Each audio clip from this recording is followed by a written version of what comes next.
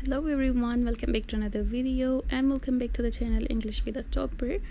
And in this video we are going to talk about a question that is about the questions that we formulate while doing a research. And the question or the topic that we are going to address in this video is how to frame research questions. ठीक है, इस video में हम बात करेंगे कि जब भी आप रिसर्च करते हैं तो रिसर्च के अंदर जो क्वेश्चंस हम डेवलप करते हैं, जो क्वेश्चंस हम फ्रेम करते हैं, उन्हीं के बेस पे हम अपनी फाइंडिंग्स फाइंड करते हैं. ठीक है, हम अपनी रिसर्च के अंदर जो क्वेश्चंस रखते हैं ना, वो क्वेश्चंस मतलब उन क्वेश्चंस का जो आंसर होगा वही हमारे रिसर्च के क्रक्स होते हैं, मतलब वही हमारे रिसर्च की फाइंडिंग्स होती हैं. ठीक है, तो इसलिए रिसर्च क्वेश्चंस को हम जब फ्रेम करें, जब हम अपने रिसर्च क्वेश्चन को बनाएं, तो उनको हमें अच्छी तरह से फ्रेम करना चाहिए. लेकिन अच्छी तरह से हम किस तरह से फ्रेम करें ये हम इस वीडियो में डिस्कस करेंगे. ठीक है, सबसे पहले इंट्रोडक्शन को देख लें कि एक सेकेंड.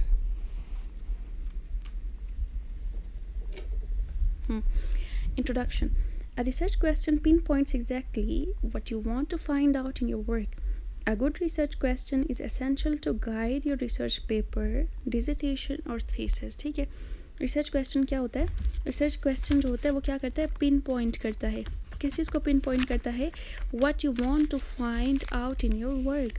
यानी कि आप जो अपना वर्क कर रहे हैं, आप अपना जो रिसर्च कर रहे हैं, उसके अंदर आप क्या फाइंड करेंगे, इस बात को पिन पॉइंट करता है. ठीक है, क्वेश्चन. इसीलिए मैंने अभी आपको पहले बात बता दी ना कि रिसर्च क्वेश्चन को देख के ही हमारे रीडर को पता चलेगा कि हमारी रिसर्च के अंदर हम क्या फाइंड करने जा रहे हैं, हम अपने क्या कंक्लूजन्स या क्या फाइंडिंग्स निकालने जा रहे हैं. तो इसलिए रिसर्च क्वेश्चंस को ध्यान से फ्रेम करना चाहिए.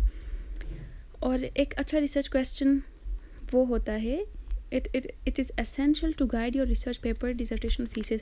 वो जो है ना हमारे रिसर्च पेपर या डिसर्टेशन या थीसिस को गाइड करता है. क्यों गाइड करता है? क्योंकि हम क्वेश्चन के आंसर को फाइंड करने के लिए ही अपनी पूरी रिसर्च करते हैं. तो हमारी अपनी जो पूरी रिसर्च है वो क्वेश्चन के बेस पे ही होती है. ठीक है, all research question should be, जब भी हम रिसर्च क्वेश्चन बनाते हैं ना, तो उनके अंदर ये कैरेक्टरिस्टिक्स होनी चाहिए. ठीक है, they should be focused on a single problem और इशू. एक क्वेश्चन के अंदर एक ही प्रॉब्लम, एक क्वेश्चन के अंदर एक ही इशू की बात होनी चाहिए. एक ही क्वेश्चन के अंदर आप 2-3 बातें पूछेंगे ना, तो उसमें ऑर्गेनाइजेशन नहीं आएगी. It should be researchable using primary and और सेकेंडरी रिसोर्सेज. क्वेश्चन ऐसा होना चाहिए कि जिसके अंदर रिसर्च हो सके, जो रिसर्चेबल हो. ठीक है, ऐसा नहीं कि सिंपल सी बात पूछ के ना सामने से बंदा एक वर्ड में आपको जवाब दे दे तो बस आपको जवाब मिल जाए. ऐसा नहीं, बल्कि क्वेश्चन ऐसा होना चाहिए कि जो रिसर्चेबल हो, जिस पे आप सच में रिसर्च कर सकें. feasible to answer within the time frame and practical constraints. अब आपका एक टाइम फ्रेम होता है, ठीक है, रिसर्च करने के लिए, या प्रैक्टिकल कॉन्स्ट्रेंट्स होते हैं कि एक लिमिट होता है कि जिससे ज़्यादा आप सपोज जैसे मैंने पिछले किसी वीडियो में भी बात की थी कि अगर हम सब लोगों से इंटरव्यूज़ लेने जाएंगे, ठीक है, अगर हमारा फोकस एरिया कोई एक प्रोविंस है सपोज, तो हम उस प्रोविंस के एक बंदे से तो नहीं इंटरव्यू ले सकेंगे क्योंकि हमारे कॉन्स्ट्रेंट्स ज़्यादा है. तो हमारा क्वेश्चन भी इस बात के लिए फीजिबल होना चाहिए कि उसका आंसर हम उस टाइम फ्रेम के अंदर मिल सके, या फिर उस प्रैक्टिकल कॉन्स्ट्रेंट्स के अंदर हमारे जो लिमिटेशंस है, कॉन्स्ट्रेंट्स है, बाउंड्रीज़ हैं, उनके अंदर हमें उसका आंसर मिल सके. ठीक है, specific enough to answer thoroughly. Question इतना स्पेसिफिक होना चाहिए कि हम जिससे इंटरव्यू ले रहे हैं या इंटरव्यू ना भी ले रहे हैं, हम अपना रिसर्च कर रहे हैं, तो उसके अंदर जो है ना वो उसका आंसर थॉरली हमें मिल सके. स्पेसिफिक होना चाहिए. अब जैसे मैंने पहले बताया ना कि ऐसा क्वेश्चन ना हो कि उसका सामने वाला बंदा आपको एक वर्ड में आंसर दे दे तो आपका क्वेश्चन वहीं पे ख़त्म हो जाए. ऐसा क्वेश्चन नहीं होना चाहिए. क्वेश्चन के अंदर कोई डिस्कशन, कोई एक्सप्लेनेशन, कोई एक्सप्लोरेशन इस तरह की होनी चाहिए. ठीक है, कि जिसका आंसर थॉरली हमें मिल सके. Complex enough to develop the answer over the space of paper और थीसिस. मतलब अगर आप थीसिस करें, ठीक है, थीसिस इतना लंबा होता है, इतने मतलब काफ़ी पेजेस का होता है. आप थीसिस करें लेकिन आपने क्वेश्चन इतना छोटा रखा है कि उसका आंसर आप एक पेज पे भी फाइंड कर सकते हैं. तो ये वहाँ पे उनकी ना रेलिवेंस नहीं पाई जाती, उनके दरमियान कोई तुक नहीं बनता है कि आप इतने सिंपल से क्वेश्चन के लिए इतना बड़ा रिसर्च करें. तो आपका जो क्वेश्चन है वो कॉम्प्लेक्स इनफ, बहुत ज़्यादा कॉम्प्लेक्स भी नहीं कि आप अपने थीसिस के अंदर उसको कवर ना कर सके, और इतना सिंपल भी नहीं कि एक पेज पे उसका आंसर मिल जाए. मतलब कॉम्प्लेक्स होना चाहिए लेकिन उस टाइम फ्रेम या फिर उन प्रैक्टिकल कॉन्स्टेंट्स के अंदर कॉम्प्लेक्स होना चाहिए. मतलब कॉम्प्लेक्स होना चाहिए लेकिन टू सम एक्सटेंट या फिर to a limited extent. Relevant to your field of study. And और सोसाइटी मोर ब्रॉडली। आप ज़्यादातर जब रिसर्च करें ना तो कोशिश करें कि आप क्वेश्चन ऐसा रखें जो कि आपके अपने फील्ड ऑफ स्टडी से रिलेट करती है। अगर आप लिंग्विस्टिक्स के स्टूडेंट हैं तो लिंग्विस्टिक्स के ही बारे में आप अपना रिसर्च करें। आप लिंग्विस्टिक्स के स्टूडेंट्स हैं और आप उधर जाके बिजनेस मैनेजमेंट के बारे में या फिर किसी और केमिस्ट्री, फिज़िक्स, बायोलॉजी के बारे में रिसर्च करेंगे ना तो वो आपके अपने फील्ड ऑफ स्टडी से रिलेटेड नहीं होगी। और जब आपके क्वेश्चंस आपके अपने रिलेटेड फील्ड ऑफ स्टडी से रिलेटेड नहीं है तो फिर आपको उसके बारे में उस क्वेश्चन को आंसर करने के लिए या फिर उस क्वेश्चन को एड्रेस करने के लिए इश्यूज आएंगे। इसलिए आप अपने फील्ड ऑफ स्टडी के साथ रिलेटेड या फिर रेलिवेंट क्वेश्चंस बनाने हैं। How to write a research question कैसे लिखना चाहिए। You can follow these steps to develop a strong research question. ठीक है, सबसे पहले आप अपना टॉपिक चूज़ करेंगे। उसके बाद क्या करेंगे, do some preliminary reading about the current state of the field. सबसे पहले आप अपना टॉपिक चूज़ करेंगे, उस टॉपिक के बारे में आप थोड़ा सा ना रिसर्च करेंगे, थोड़ी सी बैकग्राउंड आपके पास इन्फॉर्मेशन तो होनी चाहिए। इतनी इन्फॉर्मेशन तो होनी चाहिए ना कि आप क्वेश्चंस और ऑब्जेक्टिव्स बना सकें। ठीक है, तो आप पहले थोड़ी सी प्रिलिमिनरी रिसर्च या रीडिंग करें। Narrow your focus to specific niche. आपने एक पूरा ब्रॉडर टॉपिक लिया है, उसके अंदर से एक स्पेसिफिक चीज़ निकालें जिस पे आप फोकस करेंगे। ठीक है, आप लिंग्विस्टिक्स पे रिसर्च करें ना तो पूरी लिंग्विस्टिक्स पे कर सकते हैं, नहीं कर सकते। लिंग्विस्टिक्स के बारे में आपको जब थोड़ी सी इन्फॉर्मेशन होगी ना तो आप उसके अंदर से कोई स्पेसिफिक फील्ड, कोई स्पेसिफिक एस्पेक्ट निकालेंगे कि जिस पे आपने अपने क्वेश्चंस बनाने हैं या सिंपली जिस पे आप अपना रिसर्च करना है। ठीक है, identify the research problem that you will address. फिर उसके अंदर आप प्रॉब्लम को फाइंड करें कि आप क्या प्रॉब्लम है जिसको सॉल्व करने जा रहे हैं। अब देखिए, क्वेश्चन बनाना जो है ना वो इंट्रोडक्शन वाले सेक्शन का पार्ट है। ठीक है, हाउ टू राइट इंट्रोडक्शन की वीडियो मैंने अपलोड की हुई है, आप वहाँ जाके देख लें कि तब भी आपको समझ आएगी क्योंकि क्वेश्चन बनाना खुद इंट्रोडक्शन के अंदर का पार्ट है।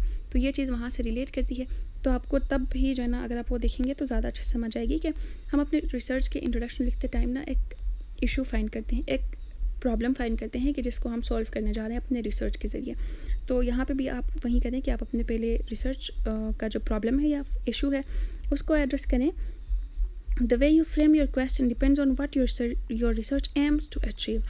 अब देखें, आपके रिसर्च का जो एम है ना उस एम को देखते हुए ही आपका क्वेश्चन बनता है। अगर आपने अपने रिसर्च के अंदर कोई रीजंस वगैरह फाइंड करनी है तो आपके क्वेश्चंस में इस तरह से होगा कि what are the reasons behind, why is it so, और इस तरह के क्वेश्चंस आएंगे। अगर आपने अपने रिसर्च में सिर्फ एक्सप्लोर करना है तो आप अपने क्वेश्चंस में व्हाट वाले क्वेश्चन ज़्यादा लगाएंगे।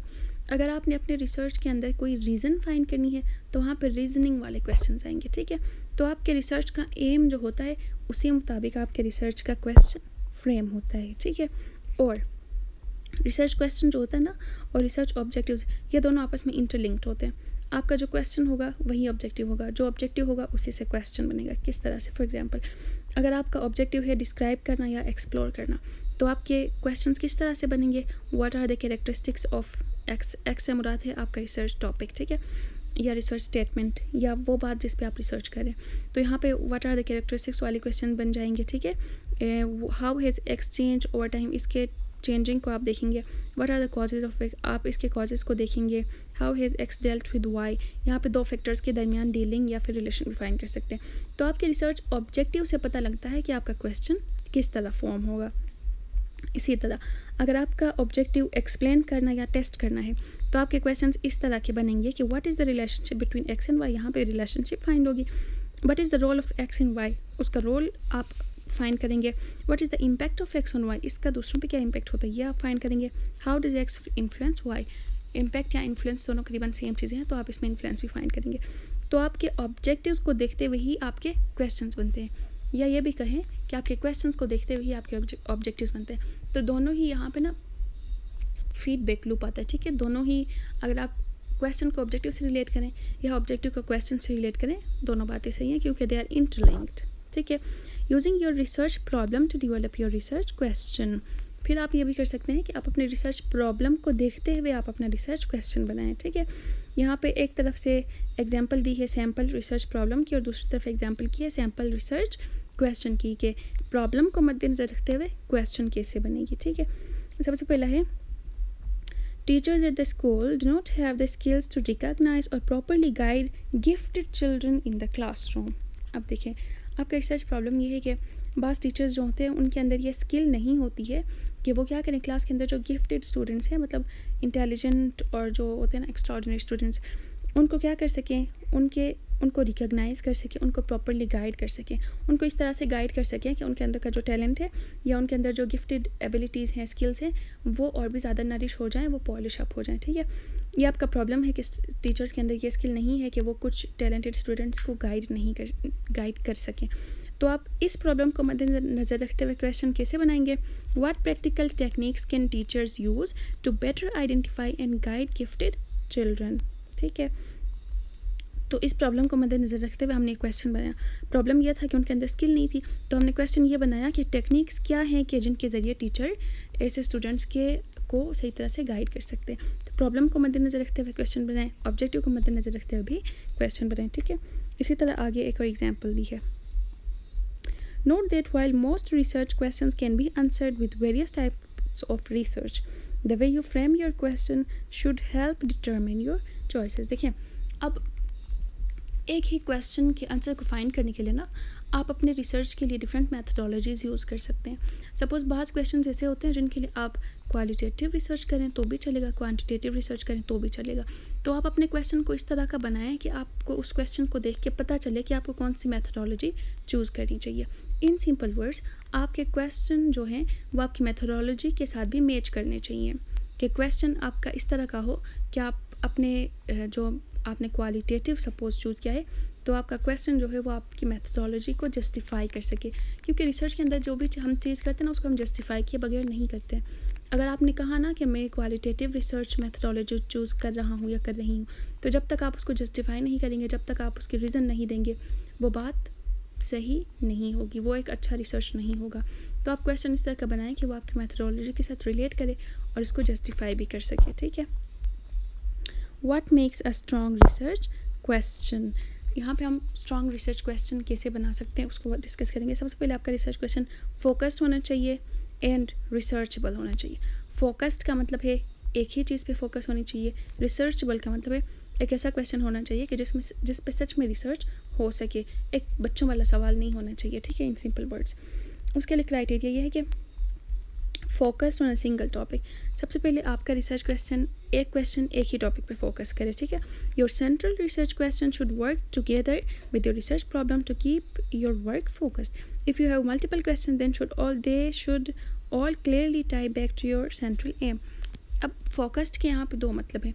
एक फोकस्ड का मतलब है कि एक क्वेश्चन के अंदर एक ही बात पूछनी चाहिए। दूसरे फोकस्ड का मतलब ये है कि आप जितने भी क्वेश्चंस बनाते हैं ना उन सब का फोकस आपके रिसर्च टॉपिक या आपके रिसर्च एम की तरफ होना चाहिए, कि आप जिस प्रॉब्लम को फाइंड करने जा रहे हैं, जिस सलूशन को फाइंड करने जा रहे हैं या फिर जिस प्रॉब्लम को सॉल्व करने जा रहे हैं उस पर आपके सारे क्वेश्चंस फोकस करने चाहिए। ठीक है, फोकस क्वेश्चंस का दोनों तरह होना चाहिए। Answerable using credible sources. Your question must be answerable using quantitative or qualitative data or by reading scholarly sources on the topic to develop your argument. If such data is impossible to access, you likely need to rethink your question. देखिए, आपका क्वेश्चन ऐसा होना चाहिए ना कि जिसका answer आप या क्वालिटेटिव डेटा से करो या क्वांटिटेटिव डेटा से करो या आप स्कॉलरी डेटा, यानी कि स्कॉलरी डेटा से मुराद है कि जो आर्टिकल्स, रिसर्चेस, थीसिस जिन्होंने पहले लिखी है वहाँ से डेटा लेना। ठीक है, तो आपका क्वेश्चन ऐसा होना चाहिए कि उनका आंसर या क्वालिटेटिव डेटा हो या क्वांटिटेटिव डेटा हो या स्कॉलरी डेटा हो। अगर आपका क्वेश्चन का आंसर इन तीनों तरह के डेटा से उसका आंसर करना पॉसिबल नहीं है तो आप अपने क्वेश्चन को रीथिंक करें, रीफ्रेज करें। आपके क्वेश्चन अंदर कुछ ना कुछ गड़बड़ है तो आप उस गड़बड़ को सुलझा के अपने क्वेश्चन को दोबारा से ठीक करें। ठीक है, not based on value judgements. Avoid subjective words like good, bad, better, worse. आप ना सब्जेक्टिव वर्ड्स को अपने क्वेश्चन के अंदर यूज़ ना करें। सब्जेक्टिव वर्ड्स मतलब ऐसे वर्ड जो कि आपकी अपनी जजमेंट, आपकी अपनी लाइक्स या डिसलाइक्स को शो करते हैं। ठीक है, like good, bad, better, worse. कोई चीज़ मेरे लिए अच्छी है तो हो सकता है वो किसी और के लिए अच्छी ना हो। ठीक है, तो आपने इस तरह के बायसनेस पैदा करने वाले और सब्जेक्टिव वर्ड्स को यूज़ नहीं करना है। जजमेंट पे जो बेस करते हैं ऐसे क्वेश्चंस को आपने ऐड नहीं करना है। This don't give clear criteria for answering the question. ठीक है, एक तो ये है कि इसके अंदर लोगों की पर्सनल जजमेंट शामिल जाती है और दूसरी बात यह कि this do not give clear criteria for answering, कि इनके लिए ना सही तरह से आंसर हम नहीं कर सकते। सपोज आपने क्वेश्चन पूछा कि is it a good thing that teachers can not identify the skills in a student, तो सामने वाला बंदा कहेगा no it is a bad thing, तो बस बात ख़त्म ना, उसने आपको जवाब दे दिया। तो आप इसको किस तरह से आगे एनालाइज करेंगे, आप इस आंसर को कैसे डिस्कस करेंगे, ये तो फर्दर डिस्कसेबल ही नहीं है, ठीक है। क्राइटेरिया ही नहीं है इसके आंसर के लिए कि it is good it is bad, ये तो नहीं इस तरह से रिसर्च में करते ना। तो इसलिए आपने इस तरह के क्वेश्चंस को ऐड नहीं करना है। इस एक्स और वाई अ बेटर पॉलिसी, अभी मैंने मिसाल दी ना कि क्या ये अच्छी बात है, तो सामने वाला बंदा कहेगा हाँ अच्छी बात है, या कहेगा नहीं बुरी बात है, बात ख़त्म। तो आपने ऐसे क्वेश्चंस नहीं डालने हैं, ठीक है। फिर आपका क्वेश्चन होना चाहिए answerable with in practical constraints, आपके जो प्रैक्टिकल कंस्ट्रेंट्स हैं उनके अंदर आंसरेबल होना चाहिए। ये बात मैंने पहले डिस्कस की है, लेकिन फिर भी इसकी एक्सप्लेनेशन देखते हैं कि make sure you have enough time and resources to all research required to answer your question. If it seems you will not be able to gain access to the data you need, consider narrowing down your question to be more specific, ठीक है। Suppose आपने एक research करना है, ठीक है, और उसकी कोई ड्यू डेट भी है कि आपने इस टाइम तक आपने रिसर्च करना है। शुरू में आप जोश में आ गए थे कि आपने कोई एक जनरल सा टॉपिक चूज़ किया जिसके अंदर बहुत सारे एस्पेक्ट्स हैं, बहुत सारी चीज़ें हैं जिन पे आपको काम करने की ज़रूरत है, लेकिन बैठे रहे आखिर में आके आपको पता लगा कि आपके पास इतना टाइम ही नहीं बचा है कि आप उन सब चीज़ों पे आप काम कर सकें। तो तब भी हम इस बात का फ़ायदा उठा सकते हैं कि हम अपने टॉपिक को नेरो डाउन करें।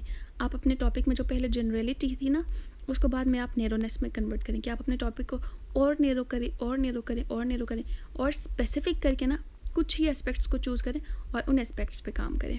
और ये जो क्राइटेरिया है इसका मतलब है answerable with in practical constraints, यानी कि आप जितना प्रैक्टिकल कर सकते हैं, जितना आप डेटा ले सकते हैं, जितना आप काम कर सकते हैं, जितना आपके पास टाइम है, उसको देखते हुए आप अपना टॉपिक चूज़ करें, ठीक है।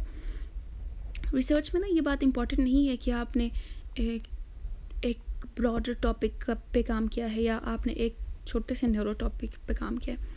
ये बात इतना मैटर नहीं करती है जितना ये बात मैटर करती है कि आपने अपना रिसर्च किस तरह से किया। चाहे आपका टॉपिक नैरो है या फिर ब्रॉड है, लेकिन आप अगर टॉपिक ब्रॉड रख के रिसर्च कम करेंगे ना, रिसर्च अच्छा नहीं करेंगे, फ़ायदा नहीं है। टॉपिक नैरो रख के उस पर काम बहुत अच्छी तरह से करेंगे तो उसमें फ़ायदा है, ठीक है। तो टॉपिक का ब्रॉड होना या नैरो होना उतना इंपॉर्टेंट नहीं है जितना उसको कवर करना। तो आप अपने प्रैक्टिकल कॉन्स्ट्रेंट्स को देखते हुए अपना रिसर्च टॉपिक और अपना रिसर्च क्वेश्चन रखें। Use specific well defined concepts, आप अपने इस क्वेश्चन के अंदर ना स्पेसिफिक और वेल डिफाइंड कॉन्सेप्ट्स रखें। All the terms you use in your question should have clear meanings, avoid vague language, jargon and too broad ideas. आप अपने क्वेश्चन के अंदर ना ऐसे वर्ड्स रखें, ऐसे टर्म्स रखें जिनकी मीनिंग क्लियर है। वैग language, jargons, ambiguous language, slangs या बहुत ब्रॉड आइडियाज़ को डिस्कस ना करें। What effect the social media have on people's mind, suppose ये क्वेश्चन, ठीक है, इसको रख सकते हैं। फिर आपका क्वेश्चन जो है वो कॉम्प्लेक्स एंड आर्ग्यूएबल होना चाहिए। कॉम्प्लेक्स का मतलब है बहुत इजी, बहुत सिंपल नहीं होना चाहिए। आर्ग्यूएबल का मतलब है आप उस क्वेश्चन पे आर्ग्यू कर सकें। आप जब अपना रिसर्च करें तो आप उसको अच्छे आर्ग्यूमेंट्स के साथ उस क्वेश्चन को एड्रेस कर सकें। Can not be answered with yes और नो, ऐसे क्वेश्चन ना रखिए जिनका आंसर यस या नो है। सपोज मैंने अभी पहले भी एग्जांपल दी ना कि अगर आप अपने क्वेश्चन में ये रखें कि is it a good thing that teachers can not identify the skills within a student, तो उसका आंसर होगा no it's a bad thing. तो इसका आंसर यस या नो में आएगा ना।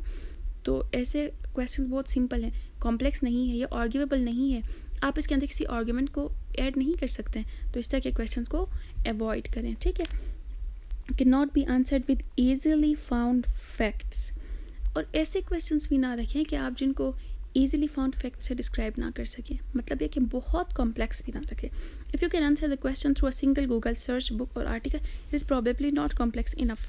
अगर क्वेश्चन ऐसा है कि जिसको आप एक दफ़ा गूगल में सर्च करके आंसर निकाल सकते हो, एक दफ़ा एक बुक से आंसर निकाल सकते हो, एक आर्टिकल से उसका आंसर निकाल सकते हो ना, तो मतलब ये कि ये क्वेश्चन कॉम्प्लेक्स नहीं है। A good research question requires original data, synthesis of multiple source. आपका क्वेश्चन ऐसा होना चाहिए कि जिसके आंसर को फाइंड करने के लिए आप मल्टीपल सोर्सेज में जाएं, सबसे डेटा ले लें, उसको सिंथेसाइज करें, उन सबको एनालाइज करें, फिर आपको आंसर मिले, ठीक है। मतलब ये कि आपने अपने लिए थोड़ी सी मुश्किलात पैदा करनी है, थोड़ा सा मुश्किल क्वेश्चन रखिए। अगर आप बहुत ईजी क्वेश्चन रखेंगे ना तो वो क्वेश्चन ही नहीं कंसीडर होगा। इतना कॉम्प्लेक्स होना चाहिए कि आप मुख्तलिफ रिसर्च आर्टिकल्स पढ़ें, वहाँ से डेटा उठाएं, इधर से उठाएं, उधर से उठाएं, इंटरव्यूज़ लें, रिसर्च आर्टिकल से डेटा उठाएं, फिर उन सबको मिला के उसको उसकी सिंथेसिस करें, उसकी एनालिसिस करें, फिर आपको आंसर मिले। तो ये कि आपने अपने क्वेश्चन को थोड़ा सा कॉम्प्लेक्स रखना है। ईजिली फाउंड फैक्ट्स, जो ईजिली आप जिनका आंसर फाइंड कर सकते हैं, ऐसे क्वेश्चंस ना रखें। आपके क्वेश्चंस रेलिवेंट होने चाहिए और ओरिजिनल होने चाहिए। Address a relevant problem. Your question should be developed based on initial reading around your topic. आपका जो क्वेश्चन है ना, वो आपके टॉपिक से रिलेटेड होना चाहिए। आपका टॉपिक कुछ और है, क्वेश्चन कुछ और है, ऐसा करेंगे ना तो सवाल का अंतिम जवाब चलना बात गलत हो जाएगी, ठीक है। तो आपके क्वेश्चन जो है वो टॉपिक से रिलेटेड होना चाहिए। Contributes to a timely social और एकेडमिक डिबेट। आपका क्वेश्चन ऐसा होना चाहिए कि जिसके अंदर सोशल या एकेडमिक डिबेट हो सके, यानी कि आर्ग्यूमेंट्स हो सके। The question should aim to contribute to an existing and current debate on your field. या इसका मतलब ये भी है कि आपकी फील्ड के अंदर कोई करंट या एग्जिस्टिंग डिबेट है तो उसके बारे में भी आपका क्वेश्चन हो सकता है। It should produce knowledge that future researcher और practitioner can later build on. आप जैसे मैंने पिछले वीडियो में बताई थी ना कि जो मैं कह रही हूँ कि आप जाके वो देख लें कि हाउ टू राइट इंट्रोडक्शन, तो उसमें आपको पता लगेगा कि आपकी जो नॉलेज है वो किसी प्रैक्टिशनर के लिए, किसी स्टूडेंट के लिए, किसी टीचर के लिए, किसी एकेडमिक पर्सन के लिए हेल्पफुल होनी चाहिए। तो आपका क्वेश्चन ऐसा होना चाहिए कि जिसका आंसर इन लोगों के लिए हेल्पफुल हो, ठीक है। Has not already been answered. और आपका क्वेश्चन ऐसा नहीं होना चाहिए कि जिसको किसी ने पहले ही आंसर किया हो। मतलब है कि आपका रिसर्च के अंदर गैप होना चाहिए, आप किसी गैप को फिल कर रहे हो। ऐसी जगह जहाँ पहले ही कोई बैठा है, आप बैठ सकते हैं, नहीं बैठ सकते, तो आपने पहले गैप बनानी है। आपने ऐसा क्वेश्चन ढूंढना है जिसका आंसर पहले कभी किसी ने नहीं दिया, फिर आप उसका आंसर फाइंड करें, ठीक है।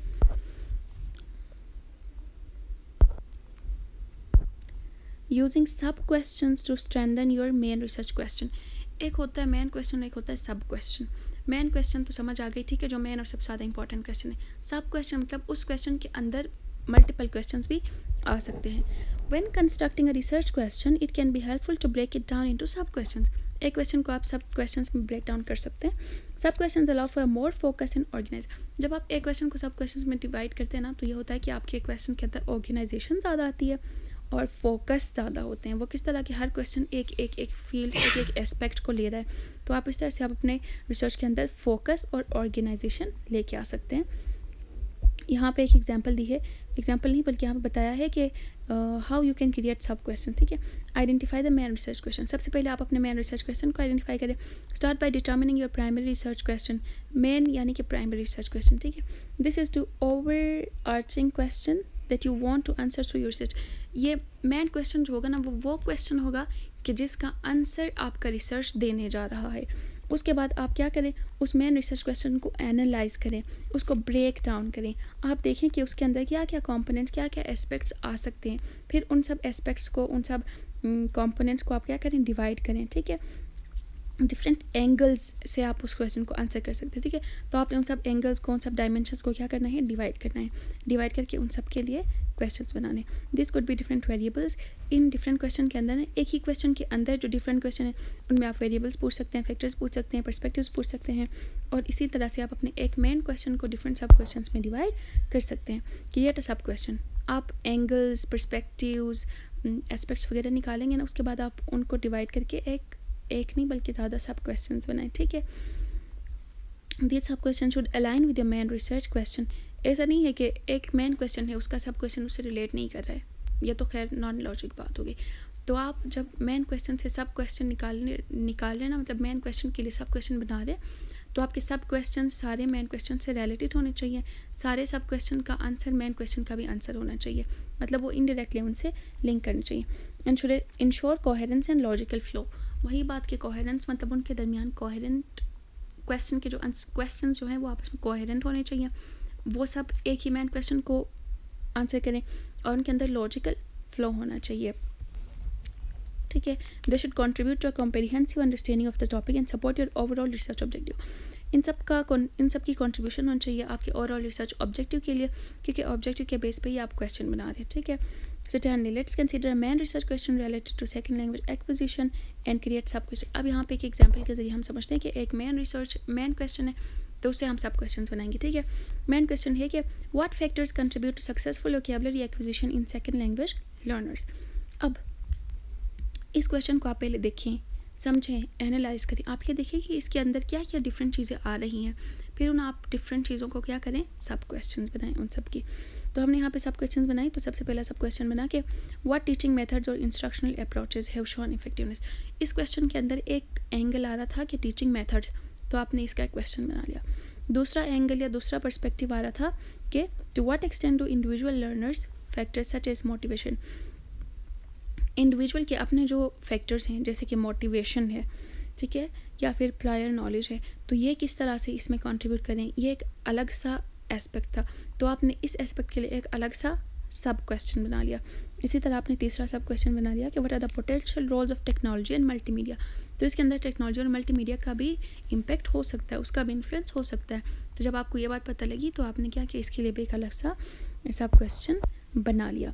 इन this example the main research question focus on factors contributing to successful vocabulary acquisition in second language learners. Each sub-question explores a specific dimension or aspect related to the main question.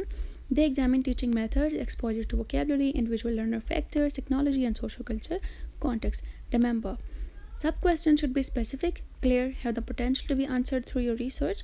They should also be related to your main research question and provide a framework for organizing your research activities and analysis. By addressing these sub-questions within the context of the main research question, a comprehensive understanding of the topic of L2 vocabulary acquisition can be developed. This approach allows for a more systematic exploration of the various factors that play a role in successful vocabulary acquisition in second language learners. फिर वही बात है कि आपने पहले main topic को देखा, main question को देखा, उसके अंदर जो डिफरेंट एस्पेक्ट्स आ रहे थे उन सबको डिवाइड किया, उन सबके लिए क्वेश्चन बनाया। तो आपके जो सब क्वेश्चन हैं वो स्पेसिफिक होने चाहिए, क्लियर होनी चाहिए, वो आपके मेन टॉपिक या मेन क्वेश्चन से रिलेटेड होने चाहिए, वो आपके मेन क्वेश्चन को आंसर करने चाहिए, ठीक है। तो इन सब चीज़ों को समझ के आपने अपने सब क्वेश्चंस बना लिए। तो that's all about how to frame research questions. तो आप देखें क्या बातें याद रखें, एक ये याद रखें कि सब क्वेश्चंस कैसे बनाना है, रेलिवेंट एंड ओरिजिनल याद रखें प्रॉपर्टीज़ में 1, उसके बाद आप कॉम्प्लेक्स एंड आर्ग्यूएबल याद रखें 2, आप फोकस्ड एंड रिसर्चेबल याद रखें 3, ठीक है। इन तीनों चीज़ों को याद रखें, बाकी इन चीज़ों को भी याद रखें, लेकिन ये तीनों चीज़ें सबसे ज़्यादा इंपॉर्टेंट है। तो that's all for this video. I hope आप लोगों को समझ आ गई होगी, नहीं भी आई है तो don't forget to like, share, comment and subscribe. That's all, अल्लाह हाफिज़। और जिस वीडियो की मैं बात कर रही थी उसकी लिंक मैं डिस्क्रिप्शन में दे रही हूँ, गो एंड वॉच, ताकि आपको डिफरेंट वीडियोस के दरमियान कोहेरेंस समझ आए और आपको ओवरऑल रिसर्च के बारे में अच्छी अंडरस्टैंडिंग मिले। अल्लाह हाफिज़।